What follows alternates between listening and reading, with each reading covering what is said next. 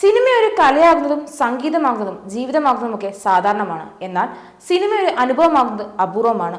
വിശ്വോത്തരങ്ങളായ സൃഷ്ടികൾക്ക് മാത്രമേ അത്തരം അനുഭൂതി പകരാനാകൂ എന്നാണല്ലോ. ഒരു വടക്കൻ വീരഗാഥ അത്തരത്തിലുള്ള അതിമനോഹരമായ ഒരു അനുഭവമാണ്. അധികാരക്കെറിവുകളുടെയും പൊങ്ങച്ചങ്ങളുടെയും വീരപരാക്രമങ്ങളുടെയും മായികമായ സൗന്ദര്യ കാഴ്ചകൾക്കും അപ്പുറം മനുഷ്യന്റെ ആന്തരിക സംഘർഷങ്ങളുടെയും നിസ്സഹായാവസ്ഥകളുടെയും ആത്മനൊമ്പരമാണ് വടക്കൻ വീരഗാഥ. MT വാസുദേവൻ നായരുടെ തിരക്കഥയിൽ മമ്മൂട്ടി അഭിനയിച്ച് ചരിത്രം തിരുത്തിക്കുറിച്ച ഒരു വടക്കൻ വീരഗാഥ എന്ന സിനിമ. കാണുന്നതിനപ്പുറമാണ് കാണാ കാഴ്ചകളുള്ള സൂക്ഷ്മ സഞ്ചാരമായ ഈ സിനിമ പരിണമിച്ച് ശരിയായ അർത്ഥത്തിലും ആഴത്തിലും തിരിച്ചറിയപ്പെടാതെ പോകുന്ന മനുഷ്യനെ പ്രതിനിധീകരിക്കുന്ന ഒരു കഥാപാത്രമാണ് ഇവിടെ ചന്തു. അതുകൊണ്ട് തന്നെ ചന്തുവിനെ മാത്രം കഥയായി പരിമിതപ്പെടുത്താൻ സാധിക്കില്ല. തിരക്കഥാ രചനയെ മറ്റൊരു വിധാനത്തിലേക്ക് ഉയർത്തിയ രചന കൂടിയാണ് വടക്കൻ വീരഗാഥ. സൂക്ഷ്മതയും കൃത്യതയുമാണ് ഈ രചനയുടെ കാതലായ ഘടകം. തിരക്കഥാ രചനയിലെ ഷാർപ്നെസ്സിനും സ്ട്രക്ചറൽ പെർഫെക്ഷനും എക്കാലത്തെയും മികച്ച ഉദാഹരണങ്ങളൊന്നായി ഈ രചന വാഴ്ത്തപ്പെടുന്നു. 30ലധികം തവണ വെട്ടിത്തിരുത്തി മാറ്റിയെഴുതിയുമാണ് തിരക്കഥ ഇന്ന് നാം കാണുന്ന തലത്തിലെത്തിച്ചതെന്ന് സാക്ഷാൽ MT തന്നെ പറഞ്ഞിട്ടുണ്ട്. അത് സംവിധായകനടക്കം മറ്റാരുടെയെങ്കിലും നിർദ്ദേശം കൊണ്ടോ നിർബന്ധം കൊണ്ടോ ആയിരുന്നില്ല. മറിച്ച് തന്റെ സ്വന്തം ബോധ്യങ്ങളെ പോലും നിരന്തരം പുതുക്കിപ്പണിതും പൊളിച്ചടുക്കിയും പൂർണ്ണതയ്ക്ക് വേണ്ടിയുള്ള അശാന്ത പരിശ്രമം തന്നെ നടത്തി MT പരമാവധി ഫിൽട്ടർ ചെയ്ത് എടുക്കുകയായിരുന്നു. ചന്തുവിനൊപ്പം പല കഥാപാത്രങ്ങൾക്കും വിപരീതമായ മുഖം കൈവന്നപ്പോൾ തന്നെ അസാധാരണമായി മിഴിവുണ്ടായി. ചിലയിടങ്ങളിലെല്ലാം നെഗറ്റീവ് ഷെയ്ഡുള്ള ക്യാരക്ടറായി ഉണ്ണിയാർച്ച. അരങ്ങോടൻ പല വടക്കൻ പാട്ട് സിനിമകളിലും കേവലം ഒരു കളരിഗുരു മാത്രമായിരുന്നു. ആകാശ ഭംഗി കൊണ്ടും തലയെടുപ്പ് കൊണ്ടും യോജനയായ ക്യാപ്റ്റൻ രാജുവിനെ ആ വേഷത്തിലേക്ക് പരിഗണിച്ചപ്പോൾ വാസ്തവത്തിൽ അദ്ദേഹത്തിന് പോലും വിശ്വാസം ആയിരുന്നില്ല.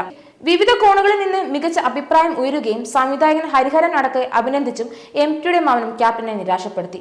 പരസ്പരം കാണുമ്പോൾ കുശല പ്രശ്നങ്ങൾ പങ്കുവയ്ക്കുകയും പലതും സംസാരിക്കും. പക്ഷേ അരിങ്ങോടനെ കുറിച്ച് മാത്രം MT ഒരക്ഷരം പോലും പറയില്ല. 35 വർഷങ്ങൾക്ക് മുമ്പുള്ള 1 കോടി രൂപയുടെ വില എന്താണെന്ന് സാമ്പത്തിക മേഖലയെക്കുറിച്ച് അടിസ്ഥാന ധാരണയുള്ളവർക്ക് അറിയാം.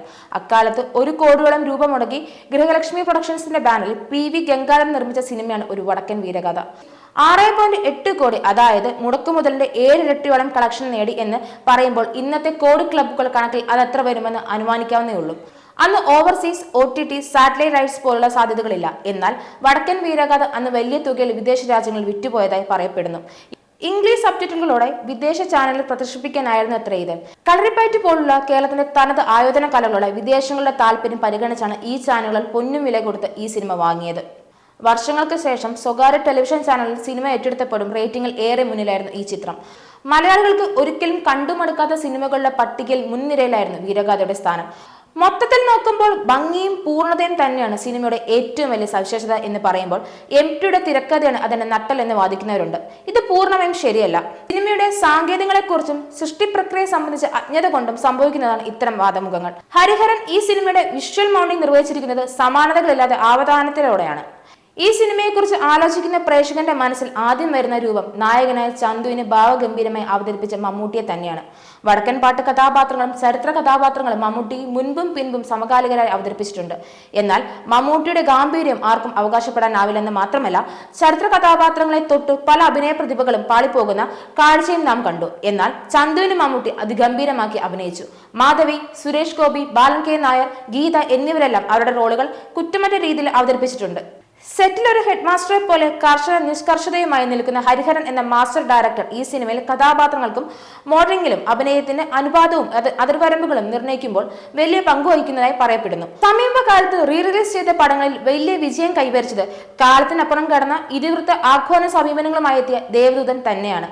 മൺചിത്രത്താടും സ്ഫടികവും വലിയ വിജയമൊന്നും പറയാനാവില്ലെങ്കിലും ശ്രദ്ധേയമായി. എന്നാൽ ആവനാഴി അടക്കമുള്ള പടങ്ങൾ ദയനീയമായി കൂപ്പൂതുന്ന കാഴ്ചയും നാം കണ്ടു.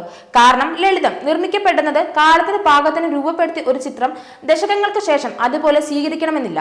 ഒരു സിനിമ റിലീസ് ചെയ്യുമ്പോൾ അത് കാഴ്ചയുടെ പുതിയ സാങ്കേതിക സാധ്യതകളെ കടന്നുപോയി കൂടുതൽ മികച്ച ദൃശ്യാനുഭവം സമ്മാനിക്കുമെന്നത് തീർച്ചയാണ്.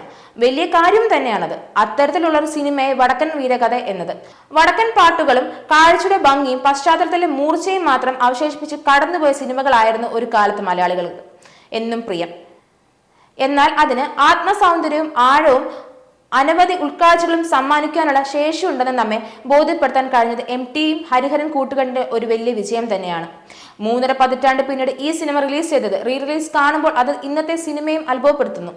അതേസമയം 10 വർഷം മുൻപിറങ്ങിയ പല ചിത്രങ്ങളും ഇന്ന് നമുക്ക് കാണുമ്പോൾ ചെടുപ്പും മടുപ്പും ഉളവാക്കുന്നു. കാലാവൃത്തിയായ ഈ സ്വീകാര്യതയാണ് വടക്കൻ വീരഗാഥയുടെ മഹാത്മ്യം.